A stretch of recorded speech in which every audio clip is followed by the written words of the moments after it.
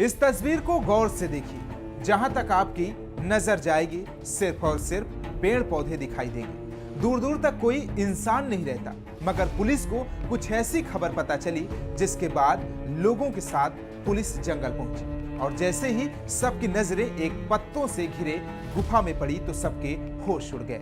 फिर क्या, गुफा के अंदर का जो नजारा था सब देखने लगे, क्योंकि गुफा में कोई शेर नहीं, ना ही कोई जंगली जानवर। इस गुफे में है एक रशियन महिला और उसके 2 बच्चे।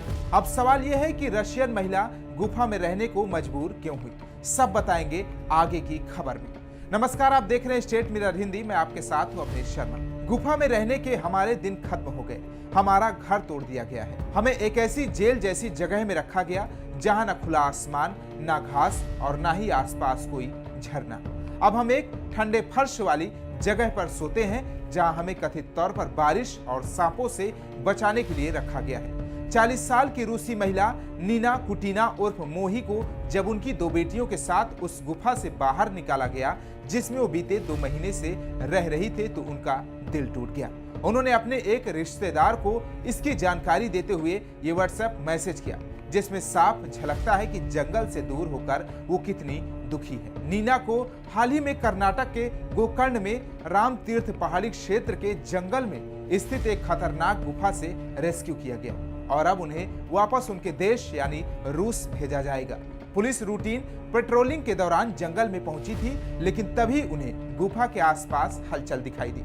गुफा के दरवाजे पर प्लास्टिक की एक पन्नी लगी थी और जब पुलिस अंदर गई तो उन्होंने देखा कि अंदर एक बच्ची खेल रही है और नीना अपनी दूसरी बेटी के साथ सो रही है। नीना और उनकी 2 बेटियां 6 साल की प्रिया और 4 साल की एमा को गोकर्ण पुलिस के सब इंस्पेक्टर श्रीधर SR और उनकी टीम ने मिलकर रेस्क्यू किया। सब इंस्पेक्टर श्रीधर ने द इंडियन एक्सप्रेस को बताया कि नीना 2016 में पहली बार बिजनेस वीजा पर भारत आई थी और वो गोवा में रुकी थी, लेकिन जल्द ही उनका मन हिंदू धर्म की तरफ आकर्षित हो गया और फिर वो कर्नाटक के पवित्र तटीय शहर गोकर्ण में अध्यात्म की शरण में चली गई।